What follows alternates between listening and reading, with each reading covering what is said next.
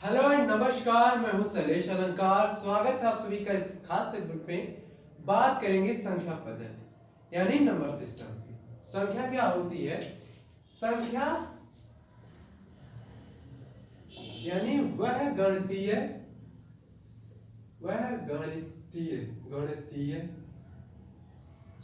प्रतीक प्रतीक जिनके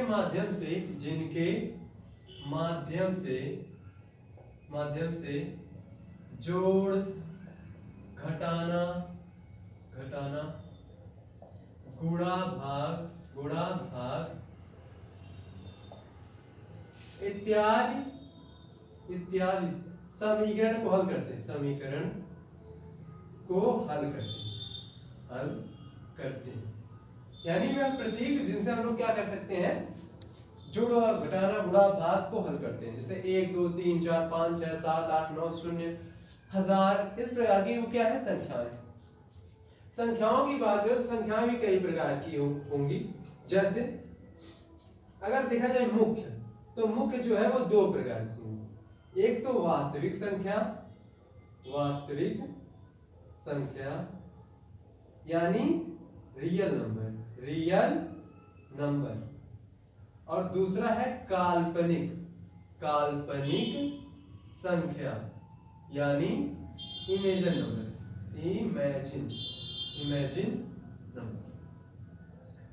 imagine number कौन कौन से होते हैं इसको देख लेते हैं। बाकी जो बचेंगे वो वास्तविक संख्या है। यानी वे संख्याएं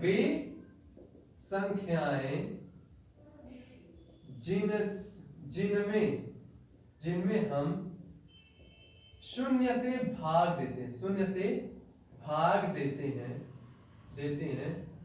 वे काल्पनिक संख्या होती है। क्या होती है? काल्पनिक संख्याएं होती हैं।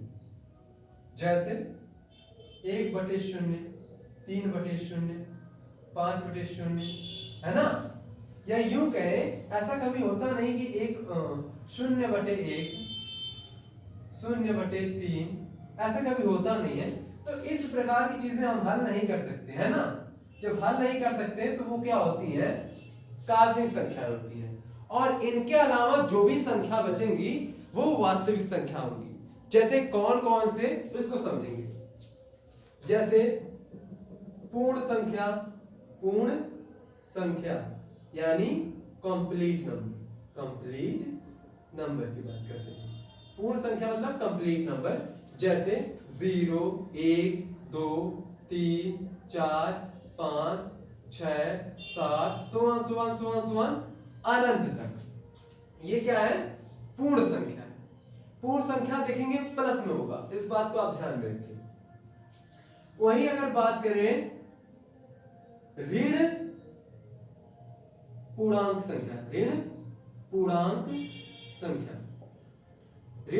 संख्या यानी हो जाएगा ये माइनस कंप्लीट नंबर। ये क्या होगा आप देखेंगे, ये -1, -2, -3, -4, -5, इस प्रकार की जो संख्या माइनस अनंत तक जाएगी वो क्या कहलाएगी? ऋण पूर्णांक संख्या कहलाएगी। क्या कहेगी? ऋण पूर्णांक संख्या कहलाएगी। ठीक है, क्या कहलाएगी? ऋण पूर्णांक संख्या। कहां से शुरू होगा? -1, -2, -3, वो ऋण पूर्णांक। वही अगर बात करें धन पूर्णांक संख्या, धन पूर्ण संख्या का या पूर्णांक संख्या का है, बात एक ही है, पूर्ण संख्या। ठीक, धन पूर्णांक संख्या या पूर्ण संख्या ये 1 से शुरू होगा। 1 2 3 4 5 सुवन, ये माइनस अनंत तक है, ये प्लस अनंत तक होगा। ठीक, इस बात को ध्यान में। पूर्ण संख्या 0 से शुरू होगा, इस बात को हमेशा ध्यान में रखेंगे। लेकिन ऋण पूर्णांक संख्या या ऋण पूर्ण संख्या जो होगी, वो -1 -2 -3 ऐसे शुरू होगा। वही धन पूर्णांक संख्या की बात करें तो 1 से लेके अनंत तक प्लस में जाएगा। इसी को प्राकृतिक संख्या भी कहते हैं। क्या कहते हैं? प्राकृतिक संख्या भी कहते हैं। इसी को क्या कहते हैं? प्राकृतिक संख्या भी कहते हैं, प्राकृतिक संख्या है कहा जा सकता है। और वहीं अगर बात करें पूर्णांक की, अगर बस क्या है पूर्णांक, पूर्णांक कौन कौन होती है? पूर्णांक, है ना, पूर्णांक संख्या है, देखिए पूर्णांक या पूर्णांक, पूर्णांक बस क्या है या पूर्णांक संख्या क्या है? तो इसको देखेंगे माइनस अनंत से लेके -1 0 फिर +1 +2 प्लस अनंत तक, यानी जितनी भी प्रकार की संख्या पूर्ण अंक हो, दशमलव या फिर बटे या आधा अधूरे में ना हो, पूर्ण संख्या हो, चाहे वो प्लस में हो या माइनस में हो या शून्य हो, तो वो संख्या क्या कहलाएगी? वो आपकी कहलाएगी पूर्णांक, यानी कंप्लीट नंबर। ठीक है, कंप्लीट नंबर का मतलब यहां आप देखेंगे ये पूर्ण संख्या, ये कंप्लीट नंबर है, लेकिन ये पूर्णांक संख्या की बात हो रही है जिसमें कुछ भी आए, -1 -2 -4 -7 माइनस अनंत की बात हो रही है। ठीक है, वहीं अगर बात करें हम लोग सम संख्या, इसको मिटा दें, वास्तविक काल्पनिक संख्या ये इस प्रकार की जिससे 0 से भाग दिया जाए या 0 में किसी से भाग दिया जाए, वो क्या हो जाएगा? वो काल्पनिक संख्या हो जाएगा। अब हम लोग बात कर रहे हैं पूर्ण संख्या की, तो पूर्ण संख्या यानी कंप्लीट नंबर, जिसमें आप देखेंगे 0 से शुरू होगा, 0 1 2 3 4 ये धन में होंगे, अनंत तक जाएंगे। ऋण पूर्णांक संख्या की बात करें तो ये माइनस में होंगे, -1 -2 -3 -4 माइनस अनंत तक। ऐसे धन पूर्णांक जो संख्या होगी 1 2 3 4 5 6 7 8, जीरो नहीं होगा, इस बात को ध्यान में रखें, प्लस अनंत तक जाएगा, वो क्या होगा? धन पूर्णांक संख्या है। और धन पूर्णांक संख्या को हम लोग प्राकृतिक संख्या के नाम से भी जानते हैं। वहीं पूर्णांक की बात करें, पूर्णांक बस पूर्ण संख्या की बात नहीं, पूर्णांक की बात हो रही है। पूर्णांक मतलब पूरा पूरा अंक, वो शून्य हो, -1 हो, -2 हो, -4 हो, माइनस अनंत हो, ऐसे प्लस हो, +2 हो, +3 हो, प्लस अनंत हो, वो क्या हो जाएगा? वो पूर्णांक हो जाएगा। क्या आ जाएगा? पूर्णांक हो जाएगा, कंप्लीट डिजिट हो जाएगा। ठीक है, अब हम लोग देखेंगे, इसको मिटा दे, अब हम लोग देखेंगे सम संख्या, या कह सकते हैं सम संख्या और विषम संख्या, अभाज्य संख्या, सहअभाज्य संख्या, इन सारी चीजों को भी देखेंगे। जैसे अगर देखा जाए, कहते हैं सम संख्या, क्या कहते हैं? सम संख्या। सम संख्या को कहते हैं इवन नंबर। क्या कहते हैं? Even number. Even number. इसकी बात करें तो वे संख्याएं जो 2 से विभाजित हो जाए, 2 से विभाजित हो जाए, याद है, पूर्णतः विभाजित हो जाए, इस बात को आप ध्यान में रखें। जैसे 2 4 6 8 10 12 14 अनंत तक। ठीक है, प्लस में, ये प्लस की बात की जा रही है। माइनस में भी होगी तो भी सम संख्या होगा, लेकिन ऋण सम संख्या होगा। ठीक है, अगर यही संख्या माइनस में होगा तो ऋण सम संख्या होगा, इस बात को ध्यान रखें। ऋण सम संख्या हो या फिर धन सम संख्या हो, उनमें प्रत्येक दो संख्याओं के बीच, दो संख्याओं के बीच प्लस 2 का अंतर होता है, 2 का अंतर होता है। ठीक है, अंतर होता है, इस बात का आप ध्यान रखें। +2 या -2 का अंतर हो सकता है, +-2 का अंतर होता है, इस बात को ध्यान रखें। अगर ऋण सम संख्या आ गया तो -2 -4 -6 -8 इस प्रकार का होगा, और धन सम संख्या आ गया तो प्लस में होंगी सारी चीजें, इसीलिए प्लस माइनस का 2 का अंतर होता है, इस बात को आप ध्यान रखें। वहीं अगर बात करें विषम संख्या का, विषम संख्या क्या होता है? सब लोग जानते हैं, ऑड नंबर। ऑड नंबर मतलब ये कि वे संख्याएं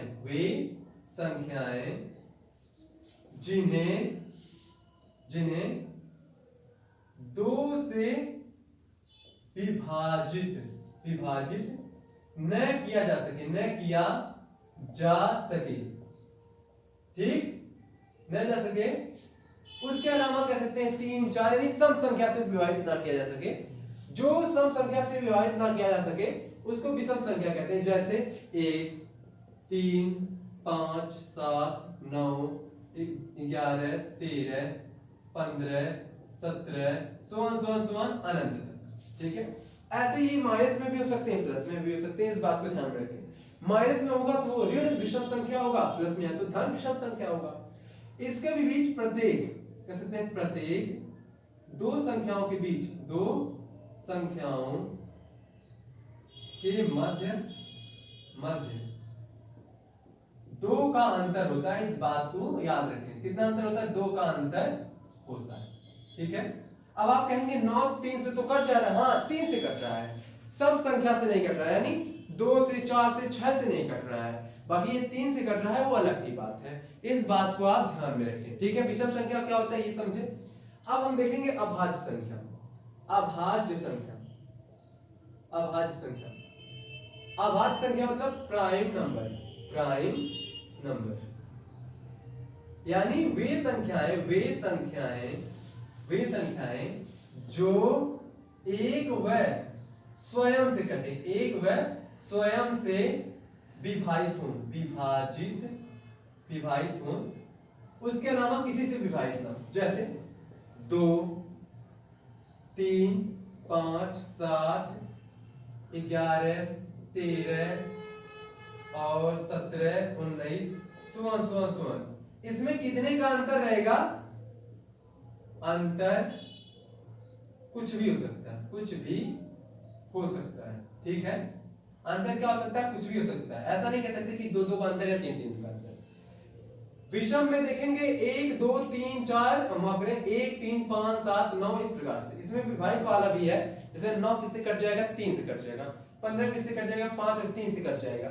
लेकिन जो अभाज्य संख्या यानी प्राइम नंबर है वो कि तो 1 से कटेगा या फिर खुद से कटेगा, लेकिन इसमें एक नहीं आता, ठीक है। एक नहीं आता है, क्यों नहीं आता, क्योंकि वो एक से कट जाएगा, फिर 1 से कटेगा, दो बार चीजें। अभाज्य संख्या का मतलब है वो खुद से कटे और 1 से कटे, जबकि 1 तो 1 से ही बस कटता है।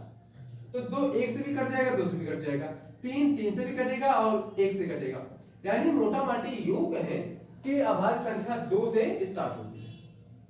ये अभाज्य संख्या माइनस में भी हो सकते हैं, प्लस में हो सकते हैं, मैंने पहले बताया कोई संख्या प्लस में या माइनस में हो सकती है। सभी यानी जिनसे 0 से भाग ना दिया जा सके या 0 में भाग ना दिया जा सके वो काल्पनिक संख्या है, अगर भाग वो दे रहे हैं तो काल्पनिक है।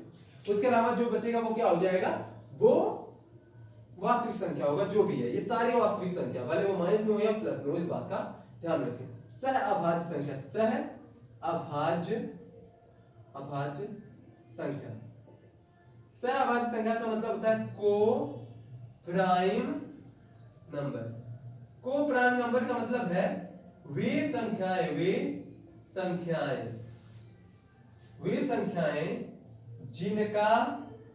जिनका उभयनिष्ठ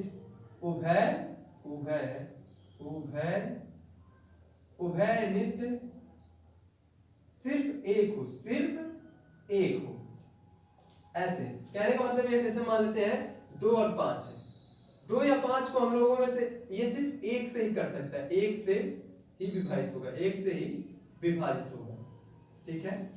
दोनों किससे विभाजित होगा, 1 से विभाजित होगा। अगर हम देखें 4 और 6 ले लेते हैं, 4 6 तो ये 1 से भी कटेगा, 3 से भी कटेगा, 1 से भी कटेगा, 2 से भी कटेगा, तो ये सहअभाज्य नहीं है। सहअभाज्य मतलब उसमें जिनका उभयनिष्ठ गुणनखंड क्या हो, 1 हो। जैसे 8 और 7, 11 और 8 है ना, 15 और 7, ये क्या हो जाएंगे, इनका एक ही उभयनिष्ठ गुणनखंड है। इस बात को आप ध्यान में रखें। क्या यहाँ तक क्लियर है, आगे बढ़े। अब हम बात करेंगे परिमेय संख्या और अपरिमेय संख्या। मिटा दें, आप लोग इसको नोट भी कर सकते हैं वीडियो को रोककर, ठीक है।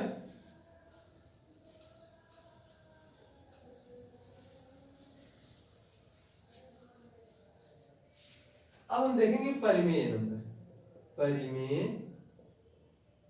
संख्या। वे संख्याएं जिन्हें p/q के रूप में लिखा जा सके,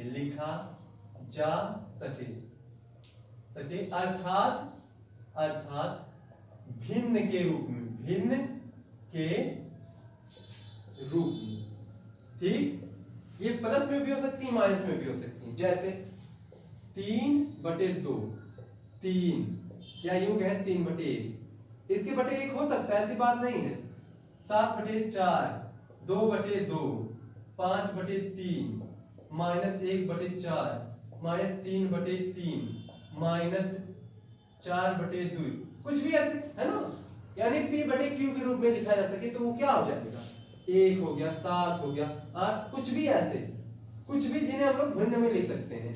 भिन्न में इन्हें भी लिख सकते हैं, बटे 1 लिख सकते हैं। जो भिन्न में नहीं है उनके बटे 1 लिखा जा सकता है। ये प्लस और माइनस दोनों में भी हो सकता है। ऐसे यहाँ पर हम लोग 22/7 भी लिख सकते हैं। 22/7 इसलिए क्योंकि अभी पाई का मान आ गया है। अपरिमेय संख्या, अपरिमेय संख्या, अपरिमेय संख्या की बात करें तो वे संख्याएं जिन्हें भिन्न के रूप, भिन्न अर्थात p/q के रूप में न लिखा जाता है, रूप में न लिखा जा सके। जैसे जैसे पाई, ये कंफ्यूजन क्रिएट होता है कि पाई कैसी संख्या है, अपरिमेय संख्या है, और पाई का मान 22/7 क्या है, 22/7 क्या है, ये परिमेय संख्या, ये परिमेय है और ये अपरिमेय। ठीक, ऐसे कह सकते हैं कि अंडर रूट में कुछ भी हो, 2, √7, √8, ठीक, ऐसे √-3, √7, -7, ऐसे कुछ भी। लेकिन एक बात बताइए, अगर अंडर रूट हम कह दें 4, तो अंडर रूट 4 को हम 4 लिख सकते हैं कि अंडर रूट 4 को हम लोग 2 लिख सकते हैं कि नहीं, और 2 को हम 2/1 लिख सकते हैं कि नहीं, लिख सकते हैं। तो अंडर रूट 4 क्या होगा, वो परिमेय होगा, जिनको हम हल कर सकते हैं। कहने का मतलब ये है कि जिनको हम लोग हल कर सकते हैं p/q के रूप में लिख सकते हैं, वो क्या हो जाएगा, वो परिमेय संख्या। और जिनको हम लोग कह सकते हैं कि भिन्न के रूप में नहीं लिख पाएंगे, वो क्या हो जाएगा, वो अपरिमेय संख्या होगा। क्लियर है, अपरिमेय संख्या भी प्लस या माइनस दोनों में भी हो सकती है। ठीक है, वही बात करें अब तक जो भी संख्याएं पढ़ा, काल्पनिक संख्या को छोड़ के, काल्पनिक संख्याओं को छोड़कर अब तक जो भी संख्या पढ़ा वे वास्तविक संख्या क्या है, वास्तविक संख्याएं हैं। क्या है, वास्तविक संख्याएं हैं। जैसे चाहे वो पाई हो, चाहे 22/7 हो, चाहे -3 हो, चाहे -0 हो, चाहे 8/2 हो, चाहे 13/7 हो, चाहे -6/5 हो, कुछ भी हो, वगैरह वगैरह, एक्सेट्रा, एनीथिंग। ठीक है, कुछ भी हो, क्या हो जाएगा, वो वास्तविक संख्या कहलाएगा। क्लियर है, यानी काल्पनिक संख्या को छोड़ दिया है। काल्पनिक संख्या क्या, जिसमें हम 0 से भाग देते हैं, या फिर कह सकते हैं कि 0 में किसी संख्या से भाग देते हैं, वो संख्या क्या होती है, वो संख्या कहलाती है आपका वास्तविक संख्या। ठीक है, हम आप करें, वो संख्या क्या कहलाती है, काल्पनिक संख्या। और बाकी जो भी आपने पढ़ा वो क्या है, वो है वास्तविक संख्या। मिटा दे इसको। अब हम लोग देखेंगे कि संख्याओं का गुणा गणित कैसे करेंगे, इस बात को आप ध्यान में रखेंगे।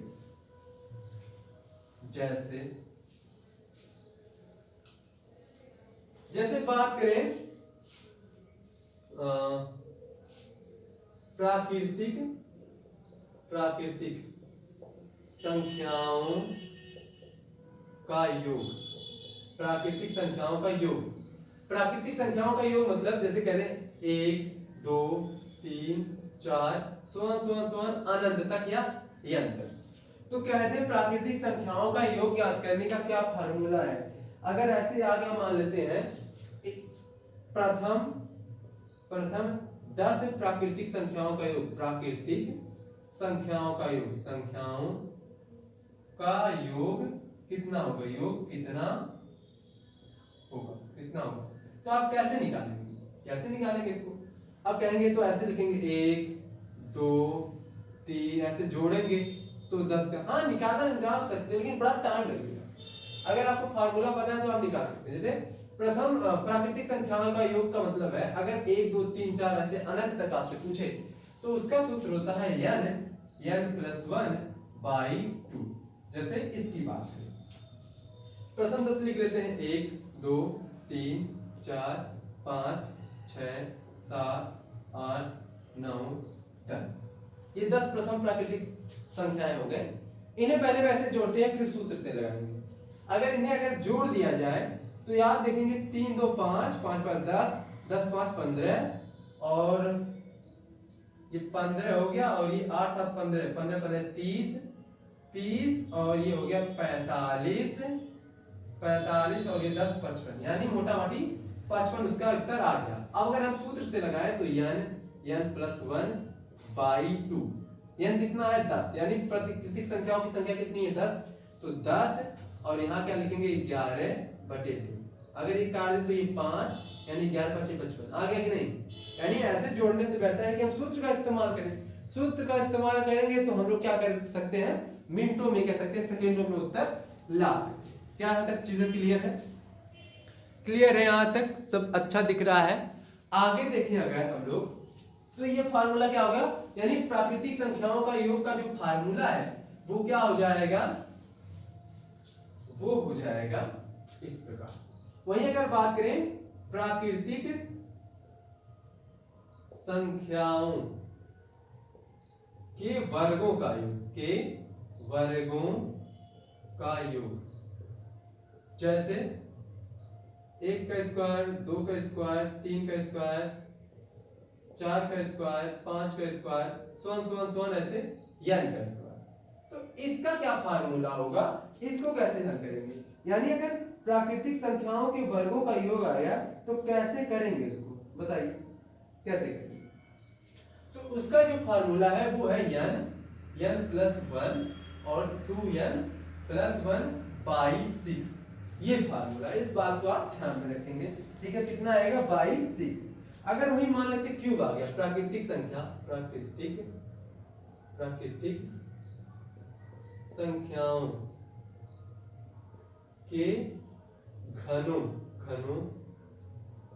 का योग, घनों का योग कितना होगा, जैसे 1 का क्यूब, 2 का क्यूब, 3 का क्यूब, 4 का क्यूब, 5 का क्यूब, सोन ऐसे n का क्यूब।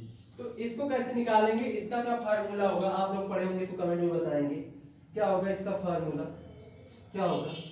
इसका जो फार्मूला है कुछ ऐसा, n प्लस 1/2 और इसी का कह सकते हैं बड़ा कुछ सकते हैं, इसी का जो हो जाएगा स्क्वायर, होल स्क्वायर। ये क्या हो जाएगा, इसका फार्मूला हो जाएगा। इस बात को आप ध्यान में रखेंगे, ठीक है। वहीं अगर बात करें सम संख्याओं का, इसी प्रकार से आता है, इसके अलावा चीजें नहीं आती। सम संख्याओं का योग, सम संख्याओं का योग, सम संख्याओं का योग मतलब ऐसे कहते हैं 2 4 6 8 10 सोन ऐसे n तक, है ना। तो इसका जो सूत्र होता है वो n प्लस 1, बशर्ते n क्या है, n है, n को क्या कहते हैं, संख्याओं की संख्या, संख्याओं की संख्या। जैसे अगर हम ऐसे कहते हैं प्रथम 5 सम संख्याओं का योग, सम संख्याओं का योग क्या होगा, योग कितना होगा, ऐसे करें। प्रथम 5 सम संख्याओं का योग कितना होगा, तो प्रथम 5 तो यही है 2 4 6 8 10, यानी 2 4 6 8 10 संख्याओं का योग पूछा है। तो इसमें बेसिकली आपको करना क्या है, सूत्र है n प्लस 1, यानी कितना है 5 और गुणे 6, तो 5 6 30, देखिए आएगा कि नहीं, 2 4 6 6 6 12 12 8 20 10 30, यानी 30 आ गया। तो यानी ये फार्मूला जो है वो n जहां है वो संख्याओं की संख्या को ही दर्शाता है। क्या आप इस बात को समझ पा रहे हैं, वहीं अगर बात करें विषम संख्याओं का योग, विषम संख्याओं का योग, विषम संख्याओं का योग मतलब 1 3 5 7 9 11 सोन अनंत। तो ऐसे पूछे, अनंत मतलब n की बात हो, तो इसका जो फार्मूला होता है वो n स्क्वायर होता है। जैसे कह दें प्रथम 5 विषम संख्याओं का योग पूछ ले, ऐसे यहां पर पूछ ले, आपको कह ले प्रथम 6 विषम संख्याओं का योग, विषम संख्याओं का योग कितना होगा, का योग कितना होगा, ऐसे आपसे पूछ ले। तो आपको करना क्या है, सीधे n स्क्वायर मतलब 6 का स्क्वायर 36 आ जाएगा। जैसे मान लेते हैं आपका प्रथम 6 क्या हो जाएगा, 1 3 5 7 9 और 11, क्या 6 हो गए, तो जोड़ लेते हैं। ये हो गया 3 1 4 4 5 9 9 9 18 18 और ये 7, कितना हो जाएगा 25 और 11 36, तो 36 आ गया। कहने का मतलब ये है कि ये सूत्र जो है आपको याद होना चाहिए, ठीक है। आने वाले सेगमेंट में या आने वाली कड़ियों में इसको हल करते वक्त इसकी जरूरत पड़ेगी। क्लियर है यहां तक? अब अगर हम आपको देखें दिखाएं, जैसे कुछ संख्याओं को काटने के नियम, ठीक है, संख्याओं को काटने के लिए मिटा दें, आप लोग इसको नोट कर लीजिएगा वीडियो रोककर, ठीक है। अगर ये मिट गया तो आप लोग फिर से पीछे करके वीडियो को नोट कर सकते हैं, आप लोग इससे भली भांति परिचित होंगे।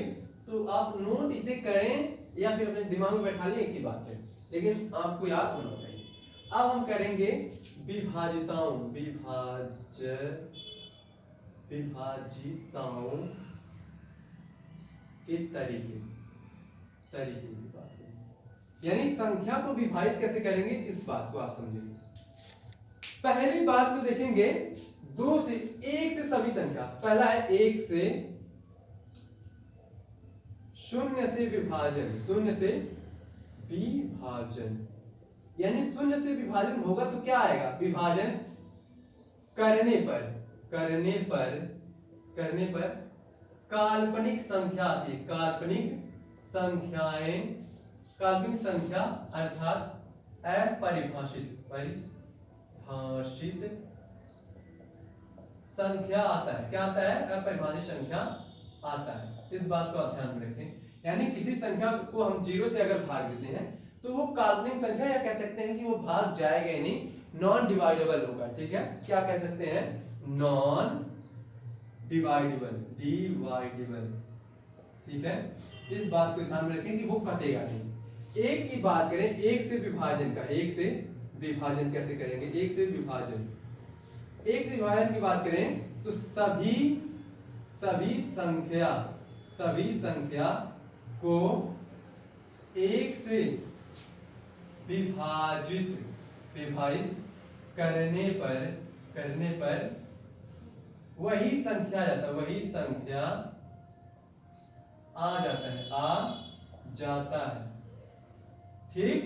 0 इसमें नहीं आएगा, ठीक। जैसे 100 में अगर हम लोग 1 से भाग दें, जैसे 100 में क्या करें, 1 से भाग दें तो फिर 100 आ जाएगा। ऐसे कह दें 201 में हम लोग फिर 1 से भाग दें तो 201 ही आ जाएगा। ऐसे हम लोग कह दें कि n में हम लोग 1 से भाग दें तो n ही आ जाएगा। यानी किसी भी संख्या में हम लोग अगर n से भाग दे रहे हैं तो वही संख्या फिर रिपीट होकर आ जाएगा। इस बात से आप रूबरू हैं, इस बात से आप वाकिफ हैं। अब वहीं अगर बात करें हम लोग 2 का, 2 से काटने का, 2 से विभाजन, यानी 2 से कैसे विभाजित होगा, इस बात को ध्यान में रखें। जिस संख्याओं के अंत में संख्या या संख्याओं के अंत में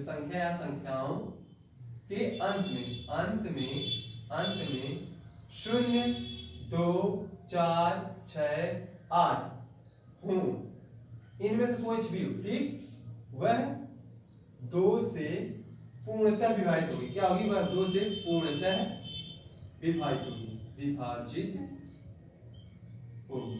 जैसे मान लेते हैं, आपको ऐसे कहते हैं,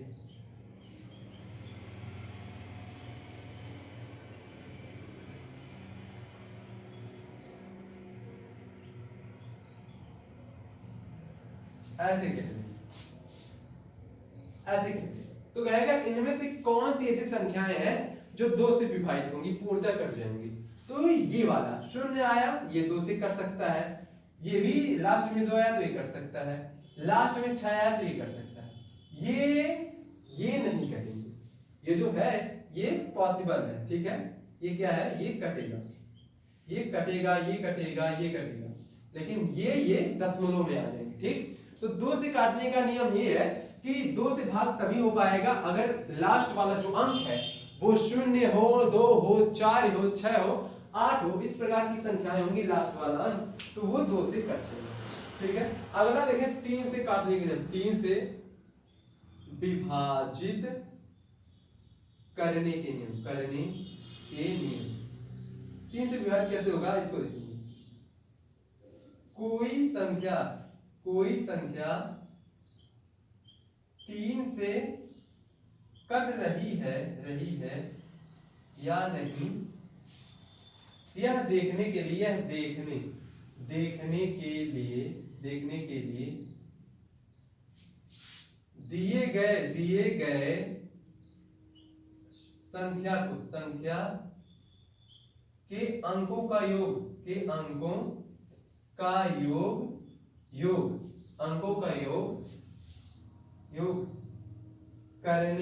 करने पर 3, 6, 9, 12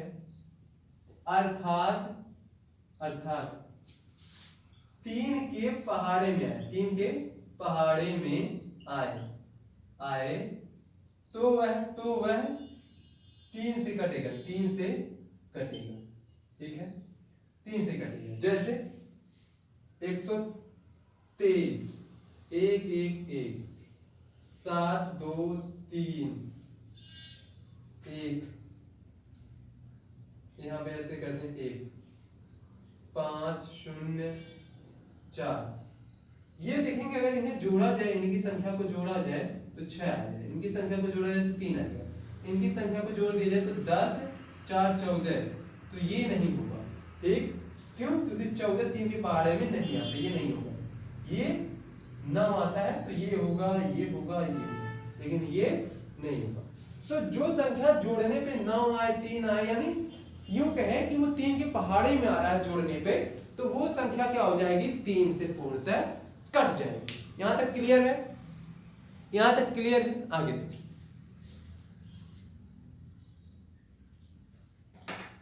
मिटा दे।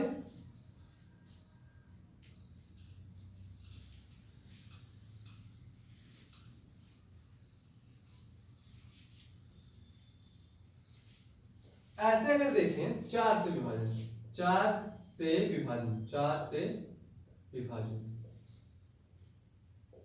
विभाजन की बात करें तो वे संख्याएं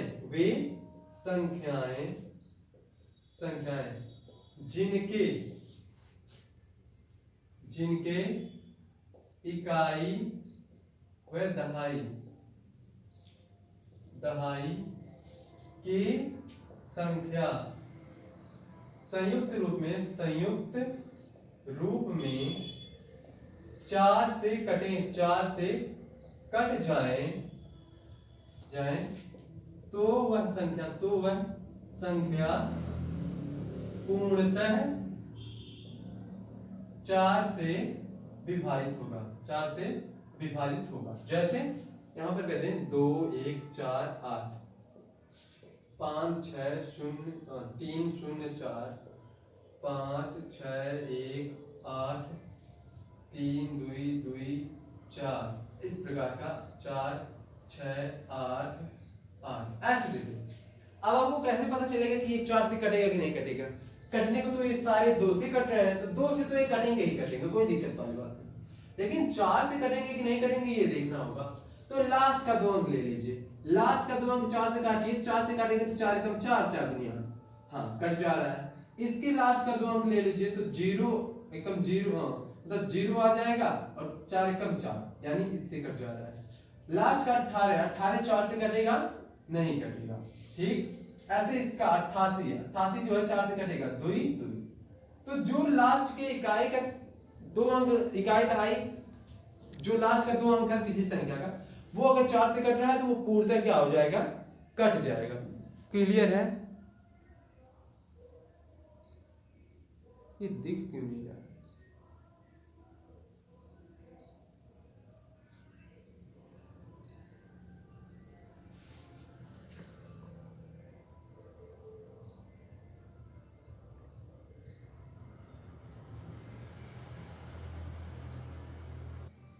अब दिख रहा है? तो ये त्रिज्या 4 से कटने का नियम है। क्लियर है? यानी ये 2 से तो कटेंगी, लेकिन 4 से कटेंगी नहीं कटेंगी, इसको देखने के लिए हम लोग क्या करेंगे, लास्ट के 2 अंकों को उठाएंगे, लास्ट के 2 इकाई दहाई संख्या को उठाएंगे। अगर वो 4 से कट रही है तो पूरी संख्या, इतनी बड़ी जो संख्या है वो 4 से कट जाएगी, इतनी बड़ी जो संख्या है ये 4 से नहीं कट पाएगी क्योंकि लास्ट के 2 अंक नहीं कटेंगे, ये 4 से कट जाएगी, ये 4 से कट जाएगी। क्लियर है? इस प्रकार से देखेंगे। अब हम लोग देखते हैं 5 से काटने के नियम। 5 से काटने का जो नियम है और बहुत ही कह सकते हैं इजी है। जैसे 5 से विभाजित, 5 से विभाजन, विभाजन यानी 5 से जो काटने का नियम है वो कुछ इस प्रकार से, वे संख्याएं, वे संख्याएं, संख्याएं जिनके, जिनके अंत में, अंत में यानी इकाई, जिनके इकाई की संख्या, इकाई की संख्या या इकाई का अंक कह सकते हैं, इकाई की अंक 0 व 5 हो, 0 हो या 0 हो या 5 हो, वह 5 से विभाजित होगी, 5 से विभाजित, 5 से विभाजित होगी। ठीक है? जैसे कहते लंबा चौड़ा से लिख दिया जाए, क्या यह 5 से विभाजित होगी? हाँ, क्योंकि लास्ट में 0 होगा तो 5 से विभाजित होगी। 2 2 6 3 1, कि यह 5 से विभाजित होगा? नहीं, क्योंकि ना तो 5 है ना तो 0 है, ये नहीं होगा। 2 1 5 6 3 5 0 1 5, तो ये क्या लास्ट में 5 है तो विभाजित होगी? हाँ, लास्ट में 5 है तो ये विभाजित होगी। ठीक है? इस बात को आप ध्यान दें। क्लियर है? मिटा दें, अगर मिटा दें तो नोट करें। 6 की बात करें, 6 से विभाजन, 6 से विभाजन, विभाजन की बात करें तो 6 से विभाजन का मतलब ये है कि वे संख्याएं, वे संख्याएं, वे संख्याएं जो 2 व 3, 2 व 3 दोनों से विभाजित हो, दोनों से विभाजित हो, विभाजित हो, विभाजित हो, वही क्या होंगी? 6 से संख्या को पूर्ण कटेगी। अब कहेंगे 2 से भी देखना, 3 से भी। हाँ, 2 से देखना तो इजी है, लास्ट में 0 2 4 6 8 है तो 2 से कट गया। 3 से ही देखना, तो 3 से देखने का नियम क्या है कि 3 सभी संख्याओं को जोड़ ले, अगर वो भाग देने पे आ रही है, मतलब 3 के पहाड़ों में संख्या आ रहा है तो ठीक है। जैसे ऐसे 1 1 2, ऐसे इस प्रकार से 4 3 5 4 0 0 8 2 0 4 5, इस प्रकार का देते हैं। तो मतलब कहने का मतलब है अगर वो 2 से कटेगा तो ठीक है, लेकिन 3 से भी कटना चाहिए। क्या ये 2 से कट रहा है? नहीं, तो ये 3 से कटे या ना कटे कोई दिक्कत वाली बात नहीं। तो ये 6 से विभाजित तो नहीं होगी, 6 से ये विभाजन नहीं हो पाएगा, माफ करें, 6 से विभाजन नहीं हो पाएगा। क्यों? क्योंकि ये 5 से हो सकता हो ये 3 से कट रहा हो, लेकिन 2 से नहीं कट रहा है। ऐसे ही ये 2 से तो कट रहा है, 3 से कट रहा है कि नहीं कट रहा है ये देख लेते हैं। 5 4 9, तो 9 तो 3 के पहाड़े में आता है, तो यानी ये 6 के पहाड़े में कटेगा, 6 से विभाजन। इसका देखेंगे, इसमें 2 से ये नहीं कट रहा है, तो ये 3 से कटे या ना कटे वो मतलब नहीं है, क्योंकि हमें 6 का देखना है। 3 का बात होता तो देख लेते, अलग बात होती, लेकिन हमें 6 से विभाजन करना है, तो 6 से ये विभाजन नहीं हो पाएगा। यहाँ बात करें तो ये 2 से तो कट रहा है, लास्ट में इकाई का 2 है कट रहा है, लेकिन 3 से कट रहा है नहीं कट रहा है उसको देखने के लिए हमें जोड़ना पड़ेगा। 2 2 4 2 6, तो ये क्या है? 6 से ये कटेगा, 3 से भी कट रहा है और 2 से भी कट रहा है, तो इसका मतलब 6 से कटेगा तो कटेगा। क्या आप समझ पा रहे हैं? क्या आप समझ पा रहे हैं? आगे देखते हैं। ठीक, अब हम देखेंगे 7 का नियम। 7 का नियम तो कुछ अलग ही है।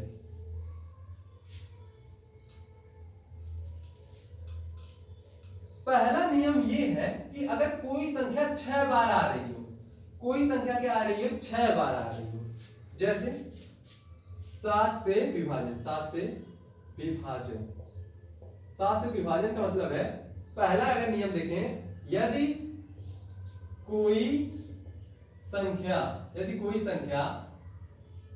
6 बार 12 बार 18 बार आए तो वह 7 से पूर्णतः विभाजित होगी, पूर्णतः विभाजित होगी, विभाजित होगी। जैसे मान लेते हैं 1 1 1 1 1 1 1 6 बार हो गया, 7 बार। इसको देखें ये कट रहा है कि नहीं कट रहा, देख लेते हैं। तो ये अगर देखें कुछ आप लोग बचपन में इस प्रकार से करते थे, वैसे ही कर लेते हैं।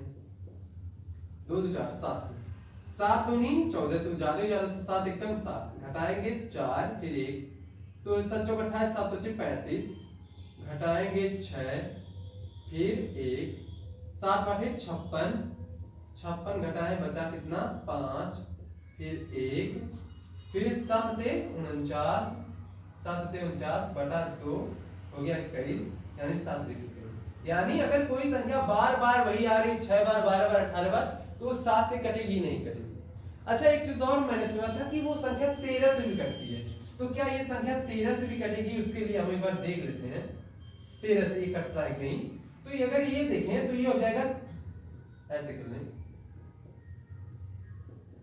तो 13 दिया 13 5 65 13 71 73 13 8 104, 13 8 104, तो घटाएं कितना जाएगा 7 फिर 71, है ना ये बात। अभी 2 बच्चे हुए, इस बात को ध्यान में रखेंगे।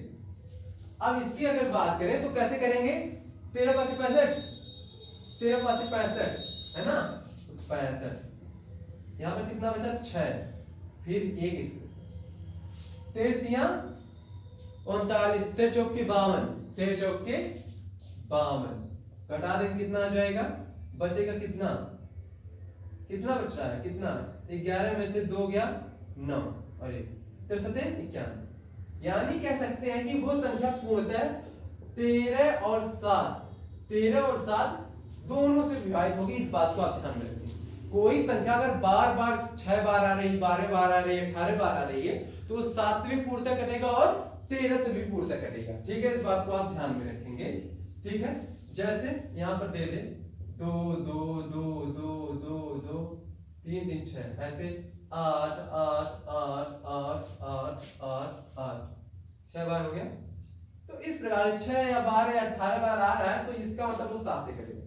दूसरा नियम है, अगर किसी संख्या को हमें 7 से काटना है, तो यदि दिए गए संख्या यदि कोई संख्या दिया हो, यदि कोई संख्या 7 से विभाजित करना है, तो हमें क्या करना है, कोई संख्या का दिया है और 7 से विभाजित करना और 7 से काटना है,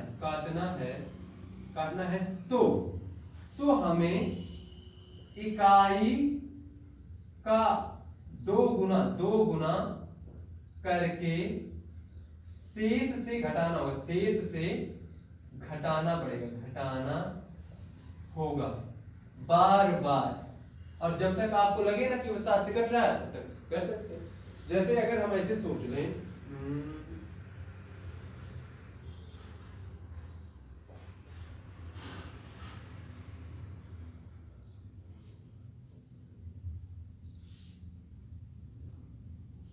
ऐसे करते हैं, क्या ये 7 से कटेगा कि नहीं कटेगा।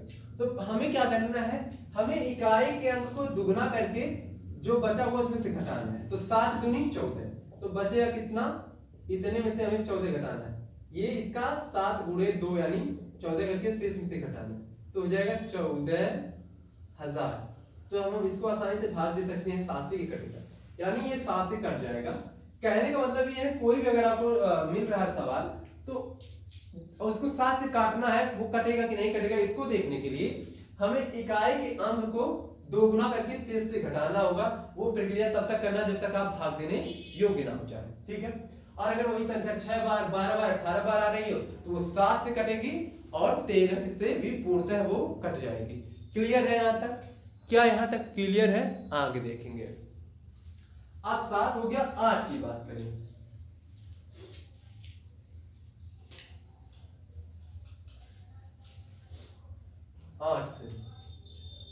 8 से विभाजन, 8 से विभाजन की बात करें तो वे संख्याएं जिनको 8 से विभाजित करना, 8 से विभाजित करना है तो उसके अंतिम तीन संख्याओं को लेना। अंतिम तीन संख्याओं में 8 से भाग देना है। 8 से भाग देने पर पूर्णतः कटे तो संपूर्ण संख्या 8 से विभाजित होगी।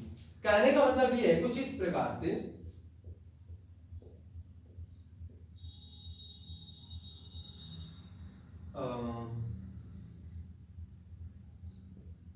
इस प्रकार से ये संख्या है।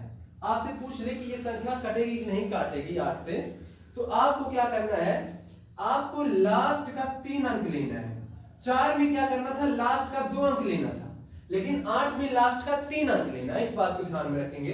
तो आप देखेंगे इससे अगर 8 से भाग दें तो 1 0 1, यानी ये अगर इतना कट जा रहा है तो ये पूरा संख्या क्या होगी, 8 से कटेगी। अगर यही संख्या तीनों संख्या जैसे कह दें ऐसे लास्ट का 3 अंक लीजिए, क्या ये 8 से कट रहा है, 8 से कट रहा है नहीं, जैसे 8 का मान बचा 2 28, तो ये हो जाएगा नहीं कटेगा, यानी ये 8 से नहीं कटेगा। ऐसे 4 6 2 4 8, तो आप देखिए लास्ट का 3 अंक 8 से कट रहा है, तो 8 से जब ये कट रहा है, 8 से कट रहा है, तो ये संपूर्ण संख्या क्या होगी, 8 से कटेगी। 8 24 8 का मान, तो जब लास्ट के 3 अंक कटे तो इसका मतलब ये समझ लीजिए कि बाकी भी जो संपूर्ण संख्या है वो 8 से कटेगी। क्लियर है यहां तक? यहां तक क्लियर है? आगे देखेंगे 9 से विभाजन की बात करेंगे। 9 से विभाजन, 9 से विभाजन की बात करें, यदि किसी संख्या को 9 से काटना है, 9 से काटना हो तो सबसे पहले दिए गए संख्या के सभी अंकों को जोड़ लेते हैं। यदि वे 9 के पहाड़े में आते हैं तो वह पूर्णतः 3 और 9 से कटेगा, 3 और 9 से कट जाएगा। लेकिन हाँ 9 के पहाड़ में देखो 3 नहीं आता, 9 के पहाड़ में 6 नहीं आता, इनको छोड़ के अगर ये आ रहा है ये 3 से कटेगा, और बाकी 9 आ रहा है, 18 आ रहा है, 27 आ रहा है, तो वो 3 से भी कटेगा और 9 से भी कटेगा। क्या इस बात से आप सहमत है? क्या ये बात आपको समझ में आई? समझ में आ रहा है? आगे देखिए 10 की बात करें तो 10 ऐसी है ही, उसमें कोई दिक्कत वाली बात नहीं है। 10 से विभाजन की बात करें, 10 से विभाजन, तो 10 से विभाजन की बात हो रही है यदि अंतिम अंक शून्य हो तो वह 10 से कटेगा, वह 10 से विभाजित होगा। इस बात को ध्यान में रखेंगे, सिवाय शून्य। अब ऐसा नहीं कि शून्य में हम 10 से भाग दें तो ये काल्पनिक हो जाए, ये भाग ही नहीं होगा। 10 में 10 से भाग नहीं कट जाएगा, 1000 में 100 में, इस प्रकार की जो संख्याएं होंगी वो क्या होंगी, वो 10 से विभाजित होंगी, 5 से विभाजित होंगी, 10 से भी विभाजित होंगी। यहाँ तक क्लियर है? अब हम लोग देखेंगे 11 का, 13 को तो मैंने बता दिया। 13 का विभाजन का नियम क्या कहता है, अगर कोई संख्या बार बार आ रहा हो, जैसे 6 बार आ रहा हो, 12 बार आ रहा हो, 18 बार आ रहा हो, तो वो 13 से पूर्णतः कटेगा। ठीक है, वैसे नॉर्मली 11 तक पढ़ते हैं, उसके बाद आप लोग अपना अपना देख लेते हैं, अलग अलग टेक्निक लगा के उसको समझें। ठीक है, 11 की बात करें, 11 को मैं बताना चाहूंगा।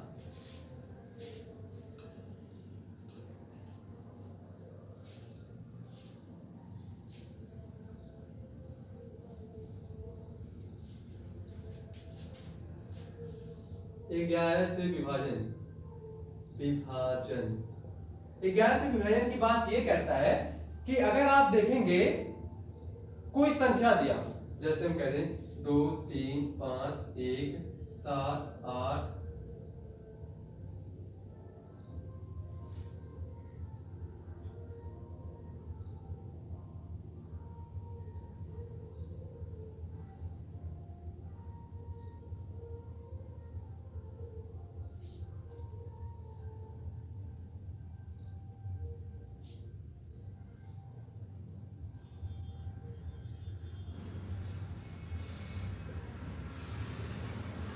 ऐसे, या फिर ऐसे कह दें